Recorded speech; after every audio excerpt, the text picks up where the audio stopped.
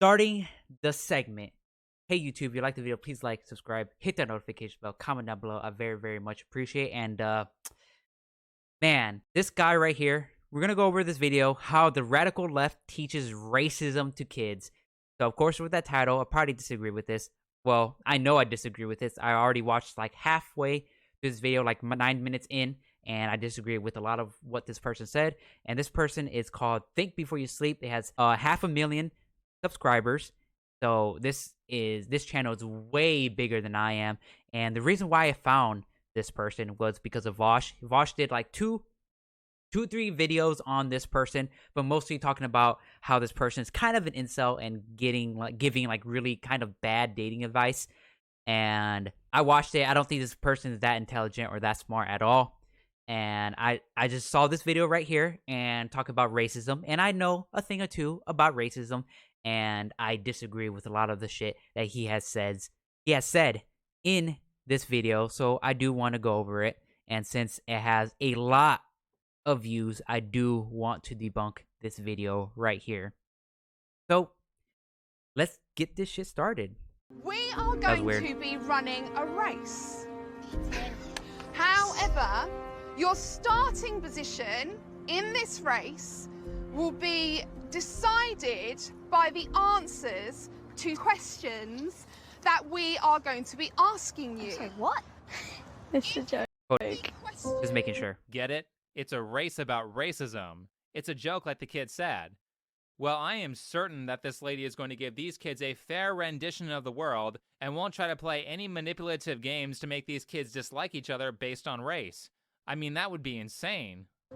That would be insane. Good thing she doesn't do that. Explore how society favors one race over others. Of course, these people are British, so they're already subhuman. No, I'm playing. People often confuse white privilege with... But I am American, so I don't know how racism happens in other countries.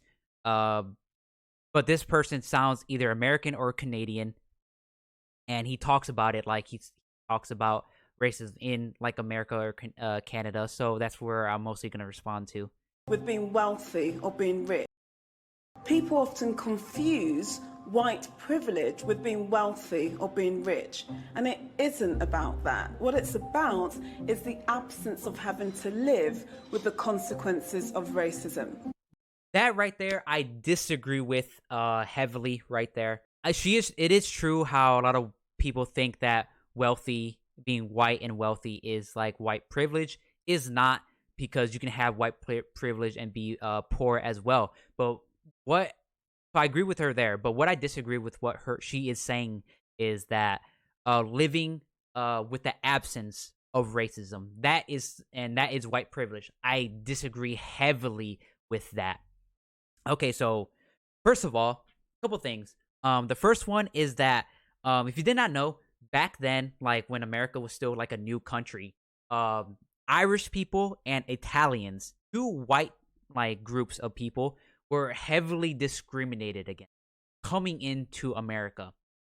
And that right there is racism. So saying that saying that they didn't experience racism is pretty bad to me and something I disagree with a lot. However, that doesn't mean that just because those 2 groups of people did experience racism, that doesn't mean that they haven't benefited from white supremacy. And one way they can, because a lot of them were like indentured service or like were pretty discriminated against. However, they did, the white people who were mostly in power, they did see them as being better than darker skinned people like myself and like the black slaves that were around back then. So a way that they benefited from that is that the white slave masters, they knew that if they kept treating like these white people like garbage like they did, they were afraid that they would actually team up with the slaves and lead a revolution against the slave masters. So what they did was that they started treating them a lot better and started treating them like actual people and like white people. So that is a way how they benefited from white supremacy, even though they were discriminated against. and that stopped them from teaming up with the slaves and having a base slave revolution. So there's that right there. And also, I like to say, in a lot of communities, like the Black and Latino communities, there's a lot of conversations going around, like light skin. A lot of light skinned people actually benefit from white supremacy compared to darker skinned people, like light skinned Latinos who kind of are white passing. They looked down on me. They thought they were better than me just because they're light skinned. And white people would rather have one of them around than one of me around, okay? Because they are whiter, they are lighter, and so they are seem to be more educated and less threatening and shit like that. So that's, even though they're not white, that's a way that they benefit from white supremacy. So that's those are the ways I disagree with what she said right there. What exactly does the consequences of racism mean? You didn't specify, so basically it could mean anything. Does that mean I have to feel guilty about slavery, which is something I never participated in and is also something that pretty much every single race has done to other races? I like this, but no one's talking about that. We're talking about, well, again, this is a different country, but I'm talking about, like, it's America, and what mostly people are talking about is America, slavery in America. Now, the whole thing about, like, oh, every other race has enslaved every other race. That is true. However, in America, one race, the white people, enslaved black people, and that went on for a really long time, and it didn't really get fixed from them. But we're gonna continue because he says some other shit that I disagree with him. How about you thank the West for leading the charge in making slavery illegal? Well, first of all, thanking the West, we shouldn't thank the West. There's no reason why we should thank the West for just realizing the bad thing they did was actually wrong.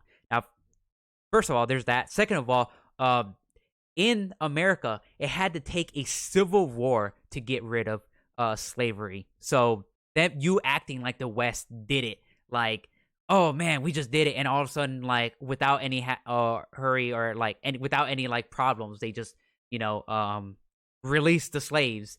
No, a civil war had to happen, and shouldn't really thank America either for that, because America hasn't done anything to like help the people who are affected by slavery. Because Jim Crow laws happened almost immediately after getting rid of slavery.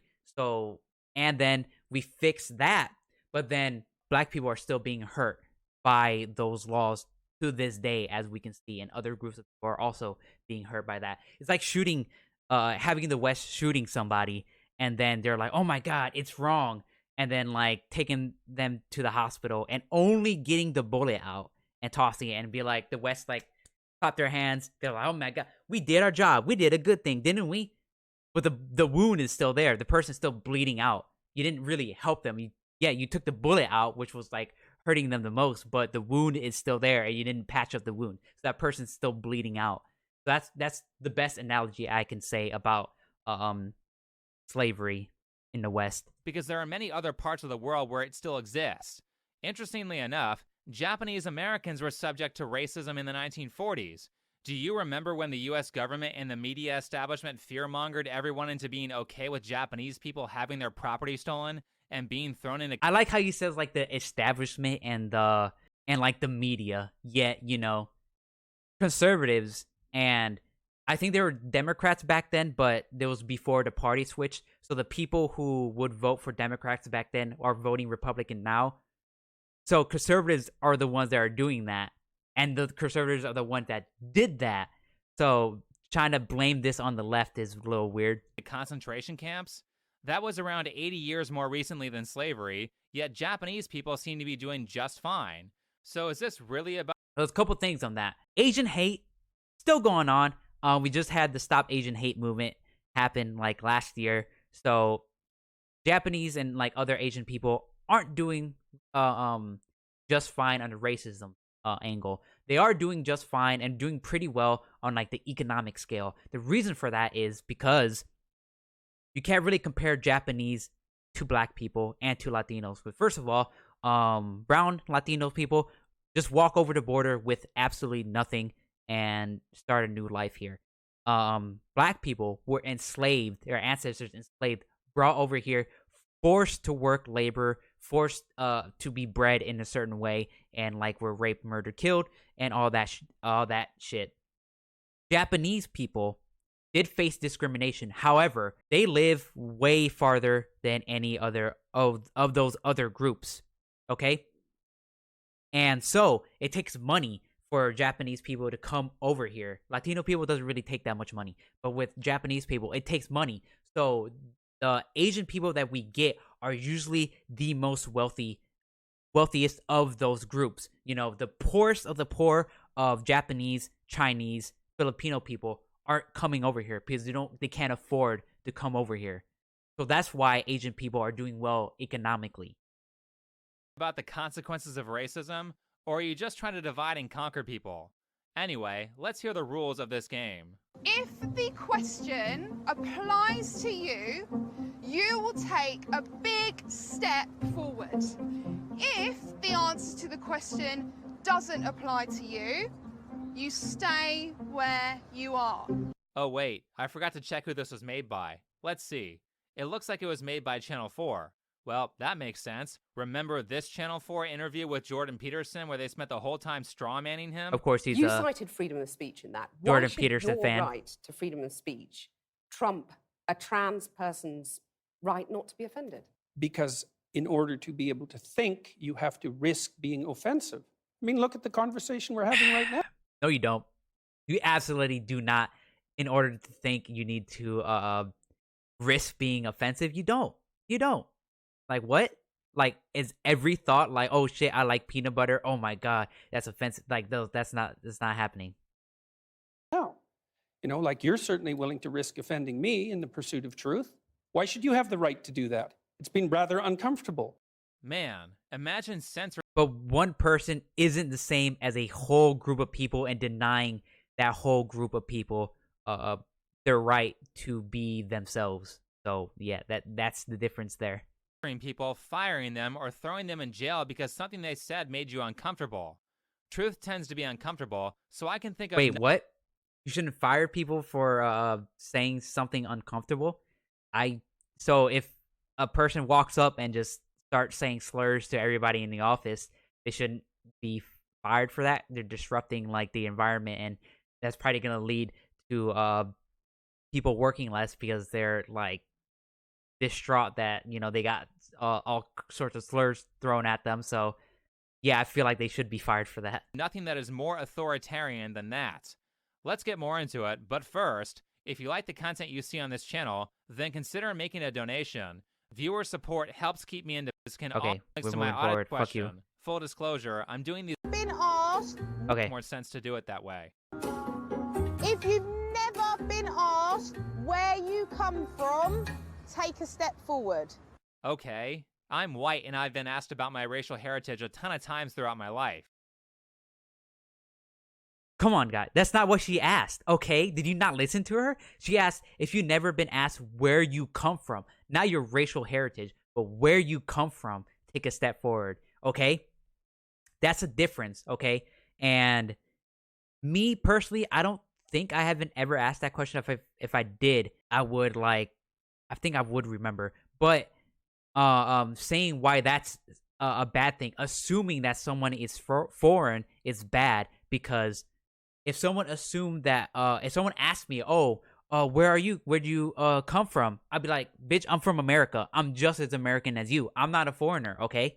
I'm just as American as you. And that leads to like the sort of like racism where, you know, if you're not white, you know, you're like an immigrant. You're not really from America.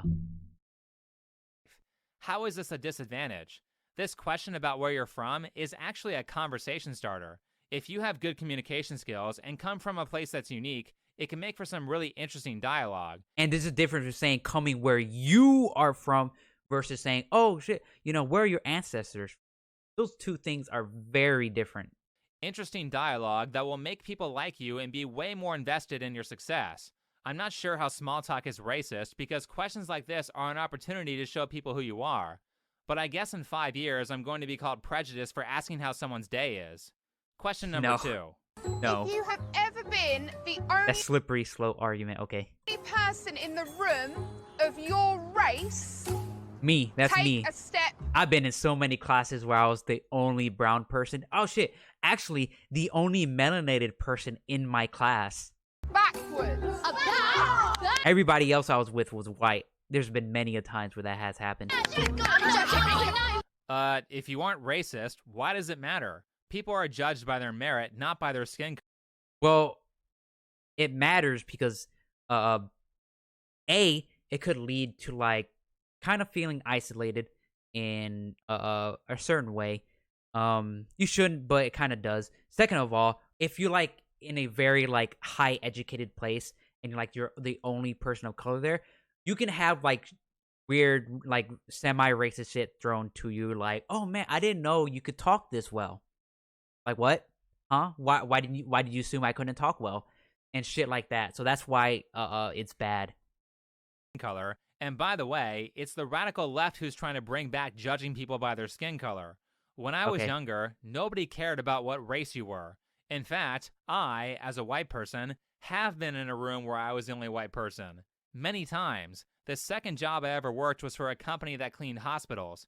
I was the only white employee at that company. You don't understand. He's so stupid. He's making my point for me. Like, okay, well, you said you worked for a company that cleaned up hospitals. You know what that sounds like to me? A janitor. You were a janitor, okay? So, or something like that. Something that is lower income, and you were the only white person there. So that doesn't that supposed to show you how like disenfranchised people of color are? Because, people of color are rarely seen in like higher like paid jobs, and we're very much seen in lower income paid jobs. Do you not see that? Everyone else there was either black or Latino, and There there you was like go. one Filipino guy. During the 2.5 years I worked that job, nobody talked about race, and we all got along great. That's cap. There's two reasons that's cap. One, he's lying here specifically, and two, knowing Latinos, knowing black people, knowing Filipinos, we always like to talk about race. We always joke around about race. So either he's lying there, or B, they thought that he was weird, so they only talked about race amongst each other and like left him out of it because they thought he was gonna get offended or something. I met some really cool people there, and we had a lot of great conversations during breaks and when we were supposed to be working. That was around 12 years ago. Thanks to all the radical leftists promoting critical race theory, I imagine working that job in today's environment would be a much more hostile. Okay, so you were working at a low-income job, okay? A lot of these people aren't going, well, they are going to colleges. We're not going to, like, very, like, expensive colleges where they teach critical race theory. Because, again, he's thinking that critical race theory is taught in high school level and below. It's not. It has been only taught in college level, and that's it. What he thinks critical race theory is talking about Jim Crow laws, talking about slavery, and talking about like other shit like that. And talk about Martin Luther King Jr. That to him is critical race theory. So, experience. We can thank things like Channel 4 for making people hate each other unnecessarily. Look, it's even having an effect on the kids too. The divide widens, and the inequality of their position becomes clear. This is just like not fair now. Farah, none of us are white. None of us are white. It's unfair. Wow, thank you for your service, lady. You've really helped society by taking these kids who were previously okay and making them resentful based on race. Remember when they were happy at the start? this reminds me of so many fucking different things. This reminds me of like super racist talking about how like, oh, we should never have gotten rid of like slavery, Jim Crow laws, saying like, oh, black people were happier back then when segregation was happening because they didn't talk about race back then. Like, what? It gives me the same vibes as that. Second of all, it shows that he's not getting the point. Like, this is supposed to show that how like racism affects people and makes people unhappy, and So he's getting uncomfortable and saying, no, we should just not talk about racism instead of fixing the issue and making people happy. We are going to be running a race. However, The only saving grace here is that Channel 4 got roasted in the comments and they got like 4 times as many dislikes as they got likes. Look at that title. This is why it's just because your video gets disliked doesn't mean your video is bad. Heartbreaking moment be when just people kids are learn fucking about stupid. white privilege. The only heartbreaking thing that happened here is what you did to these kids' minds with this game. Speaking of, we aren't out of But is it that they already experienced racism and they're already going to experience racism in the future. So it's wrong for teaching kids racism because what? Why? You know, teaching kids racism is good because they can learn how to stop it and how to like react against it. questions yet. if English is your parents' first language, take a step forward. Oh, yeah. How is this a disadvantage? Maybe it's a disadvantage because in the country of America, in order to get high paid jobs or in order to get to go up the social ladder economically, you need to learn English. That's why you don't see only Spanish speaking people being like very high managers, being CEOs and shit like that. The only people are CEOs and like board members and like managers in like, of course you can see some like in like factories and or like fast food restaurants, but you know those are not really high paid jobs. But in other stuff like that, you need to know how to speak English. So that's how it's a disadvantage, because since your family can't speak English, they're gonna get lower paid jobs, and you're not gonna get all the social money back you. You're probably not gonna, since they can't pay for your education as much. You have to go to a poorer school and get worse education, so you can start off the wrong foot there. I know this took place in the UK, but in California, if your parents speak Spanish and they teach that to you, that gives you an advantage when it comes to getting hired for a job. Yeah, you specifically, but of course, you're still living with your parents, and your parents can't really, since they speak only Spanish. If talking about your example, they won't get that much money since they can't speak English. But I guess what they're implying is that not being a native speaker prevents you from understanding people and harms your ability to socially connect. Which is ironic, because harming people's ability to socially connect is exactly what Channel 4 is doing with this assignment. Here's the thing though. When my great-grandparents immigrated to America, they didn't speak any English. My grandmother and grandfather's family came from the same town, and when my great-grandparents moved, they told their kids, my grandmother and grandfather, "We're in America now, we are only going to speak English." Guess what? They learned English very well, and my great-grandparents, who are not native speakers of English, ended up being perfectly capable of speaking the language. Their son, my grandfather, grew up to be a very successful electrical... First of all, there could be many different factors on like why your grandparents succeeded, but other people didn't succeed from doing that. I'm a guess that this person is probably white, so his grandparents moving from a country on the other end of an ocean, so they already had some money to come over here. So they're already like in a higher like level than other people. So there's one. And second of all, they could be white, so they could benefit off like white supremacy, and they didn't really have any racism thrown at them as much as other groups. And since they were white, and they could like speak English or sort of speak English, they people would rather hire them than hire a brown person that doesn't speak English. engineer, my grandmother became a stay-at-home Or kind of mom, sort of speaks English. and they retired very well off. Maybe it's less about what your native language is, and more about being willing to learn the primary language of the country you live in.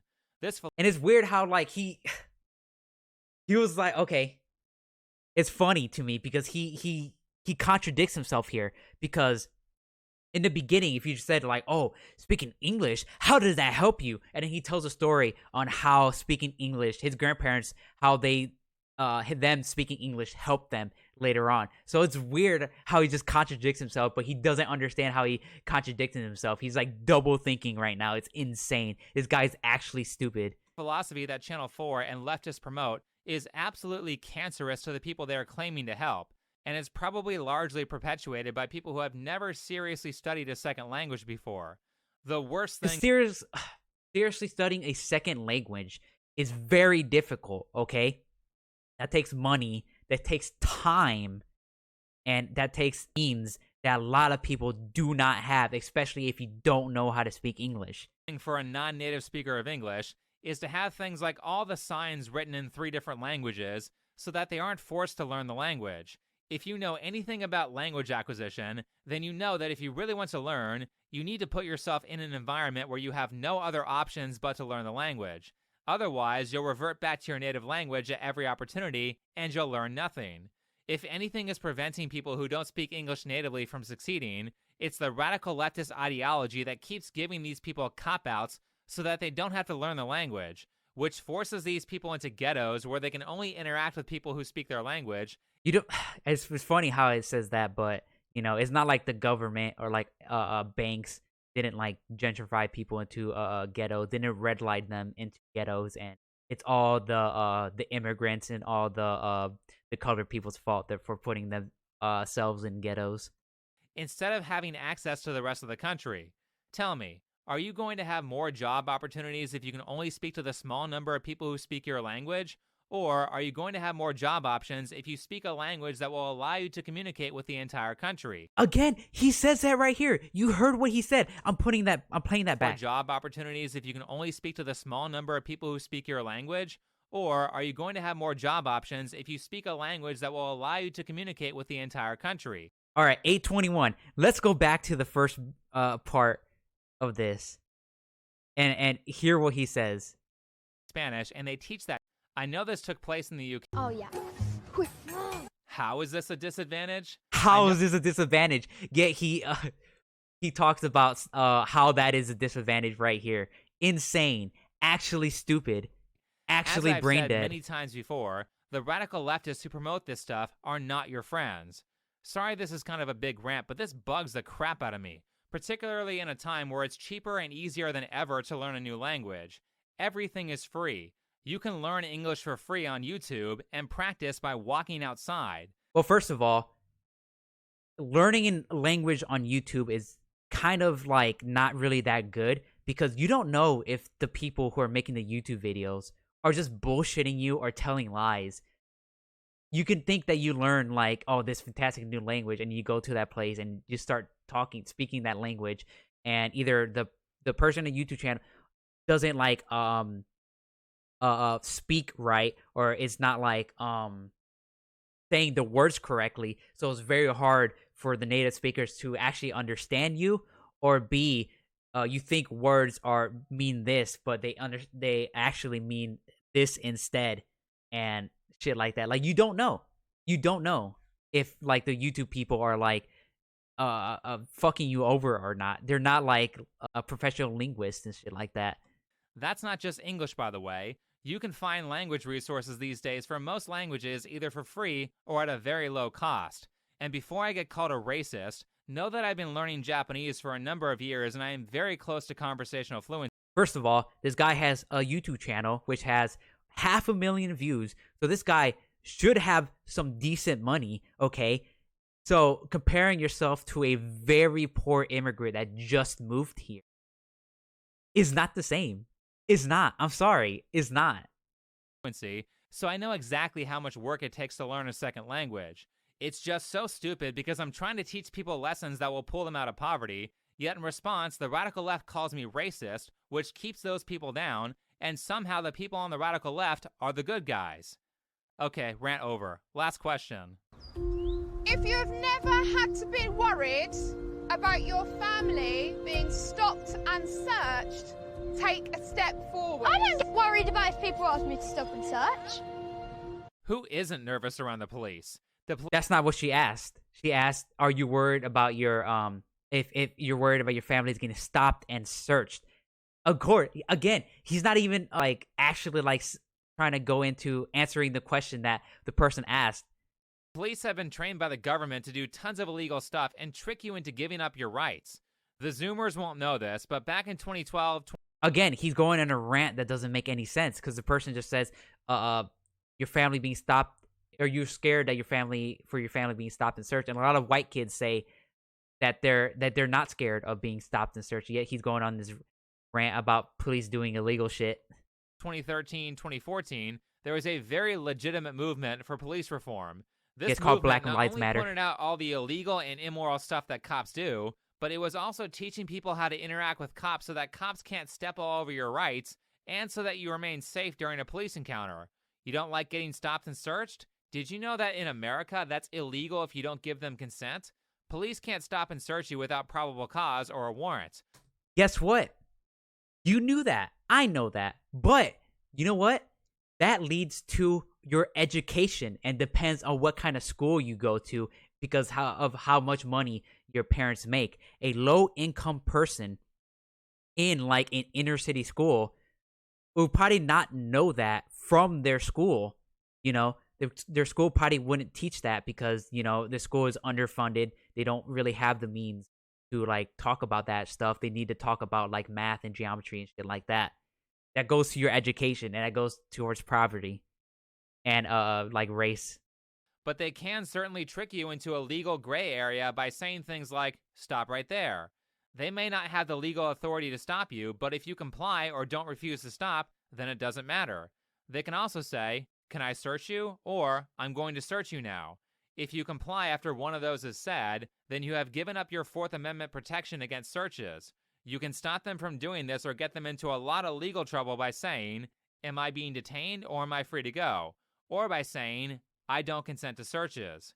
I'm not a lawyer, so take this advice with a grain of salt, but back during that time period, there were many lawyers telling people to be polite, keep your mouth shut, and assert your rights when talking to police. If anything goes wrong with a police encounter, you handle it in court.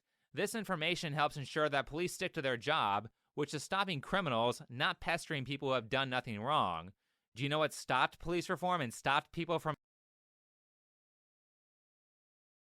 Stop and search. You mean stop and frisk. Stop and frisk did not work at all. I have studies and have sources to prove that did not actually like stop criminals at all. They didn't really arrest anybody and they're just harassing people for no fucking reason for stop and frisk, which I assume that's what they're talking about. Getting educated about their rights? Black Lives Matter did. They completely subverted the police reform movement, made it all about race, and divided and conquered everyone so that nothing got done.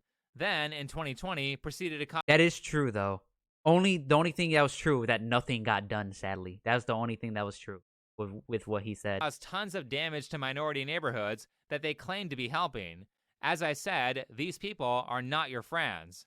Anyway, let's see what the kids think of this little assignment. But what reform do you want of the police? He was like, oh yeah, Black Lives Matter, stupid. They wanted to reform the police. Okay, so how would you like to reform the police, okay? If we were about to start a race, is this a fair starting point for us all? No! I want you to pay close attention here, because I just talked about techniques to convince people on my last video. Can you see how effective this exercise was at convincing the kids that everything is unfair? Playing games and doing thought experiments is one of the most effective ways. Everything is unfair? No, just talking about how the world is, like, not everything in the world, but the world can lead to people being, like, discriminated against, which is objectively true. And teaching kids that that is true can lead them to stop them in the future to try to stop that from happening to future people. To get people to listen to you. Albeit, in this case, it was incredibly deceptive because Channel 4 is essentially lying to these kids about how the world works because in the West, we live in one of the most racially tolerant times ever. That doesn't, wait, just because something's racially diverse and racially tolerant doesn't mean there's no systemic racism or racism at all. What? But whether Channel 4 told a lie or not, the technique was still effective. Mackay, how do you feel? Wait, let's go back. I don't think he actually made an argument. People to listen to you. Albeit, in this case, it was incredibly deceptive because Channel 4 is essentially lying to these kids about how the world works, because in the West, we live in one of the most racially tolerant times ever. Wait, you can't really say look how racially diverse this lineup is. This was a what you call it? A race a like racism test. So of course they're probably gonna choose a lot of like minorities, a lot of people of color with a lot of white people as well. So you can't really say like, oh, look how racially diverse is it. Well, they probably made this very diverse to do the test, because it wouldn't make sense if it was just only like one black kid and all the rest of these kids were white. But whether Channel 4 told a lie or not, the technique was still effective. Mackay, Yeah, he didn't make an argument against any of that. how do you feel standing there in the field of runners? I kind of feel a bit alone. Bit I can't really see. I'm literally just by myself, more or less. I'm just a bit, Damn British people. frustrated and annoyed. That Sucks. I would hate to be British. It'll suck. society nowadays really isn't fair. And I just wish everybody could be equal. I'm literally just by myself. He said it, not me. Yes, Mackay, that's the point of the assignment. To divide everyone based on traits that can be easily what? No. That's not the point of the assignment. Wait, this guy actually thinks that they want them to be alone. No, they want you to know that you are alone, and once you know the first step to fixing a problem is realizing that the problem is there.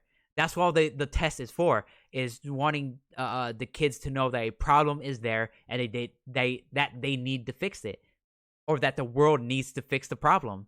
Identified like sex and skin color, so that you immediately know to hate someone the second you look at them before you even speak.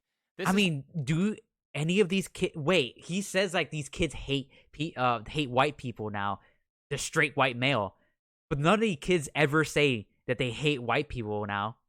How divide and conquer strategies work, and it's why race is one of the primary ways people are divided. People can easily tell what racial category you fall into just by looking at you. It's kind of frustrating that That's how racism affects people, and we shouldn't judge that. This is how divide and conquer strategies work, and it's why race is one of the primary ways people are divided. People can easily tell what racial category you fall into just by looking at you. It's insane how also like he's like the radical left. They're the ones that place people into this group and this group and this group and this group, which is like, but didn't Jim Crow laws do that like before too? It's kind of frustrating that like me and Sarah are just standing at the back here while the majority of people who may be white are like standing right at the front. That just frustrates me a bit, because it's almost as in what society is today. I don't want this to be how it is, but it is, so it just gets a bit frustrating. You're like 11. How do you know it's like that? You haven't seen the world yet, and most importantly, just minutes before this assignment, you were getting along fine with all your friends who are all different races. So Wait, how do you know they're getting along with their friends? Do you know her life? Have you been following her? This guy is no, I'm joking. Experience with this reality. But because of how the adults in this video frame this activity, she now says, that white kid is ahead of me in the race, and that's unfair. Can you see how that might cause this little girl to hate white people when she grows up? No, that could cause her from being like, okay, there are problems in the world, which is objectively true, and we need to fix those problems. Your brain has a way of filtering things based on your prior experiences. I think he's just projecting here right now. I think this is just straight up projection of how he sees the world. So if some adult tells you when you're 11 that white people have an unfair advantage, then as you grow up, you're only going to notice places where white people have the upper hand. This kind of tunnel vision will make you very resentful. Now let me address the elephant in the room here. This is not even a fair assignment because Channel 4 chose the questions, so everything is biased to make white people look like they have the advantage. How about one of the questions being, step forward if you've ever been given a scholarship, a job opportunity, or been admitted into an educational program because of your race? How about... Guess what? That would still benefit white people. Like, when it comes to that, white women are the ones that get the most benefit from those things. it's so white people will still be the ones that go up front. Step forward if you're allowed to say things people of other races are not allowed. Damn, he wants to say the N-word so bad. Oh my god. And I like how he's comparing not being able to get a job, being raised poor in a poor environment, not being able to speaking language, and being treated unfairly for the color of your skin, to I'm not allowed to say the N-word. Damn. Actually brilliant. Allowed to say. Or last, step forward if your race has an entire month dedicated to it. I can put the white...